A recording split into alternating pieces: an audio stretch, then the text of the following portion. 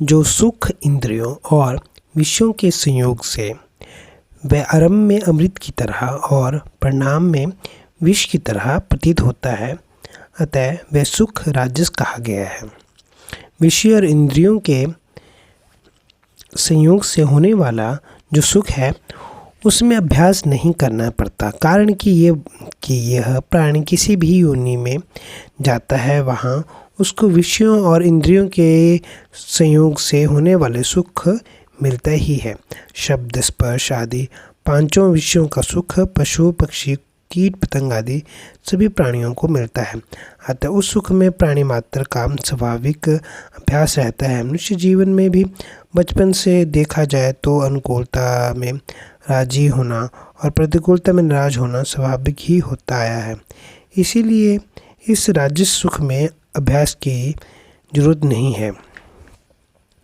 राजस सुख की आरंभ में अमृत की तरह कहने का भाव ये है कि संसारिक विषयों की प्राप्ति संभावना के समय धन मन में जितना सुख होता है उतना सुख मस्ती और राजीपन विषयों के मिलने पर नहीं रहता। मिलने पर भी आरंभ में संयोग होते ही जैसा सुख होता है थोड़े समय के बाद वैसा सुख नहीं रहता, और उस विषय को भुगते भुगते जब भोगने की शक्ति क्षीण हो जाती है उस समय सुख नहीं होता, प्रत्युत विषय भोग से अरुचि हो जाती है।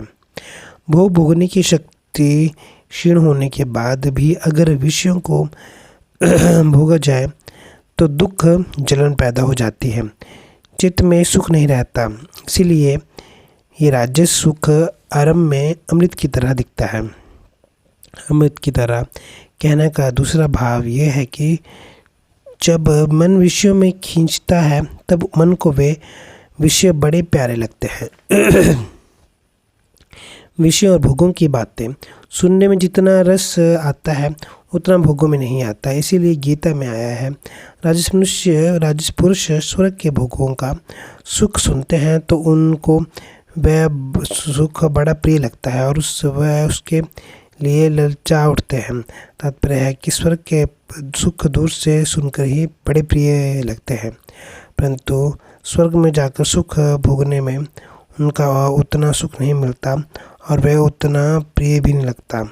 आरंभ में विषय बड़े सुंदर लगते हैं, उनमें बड़ा सुख मालूम देता है, परंतु उनकी भोगते भोगते जब परिस्थितियाँ वह सुख निरस्ता परिणत हो जाता है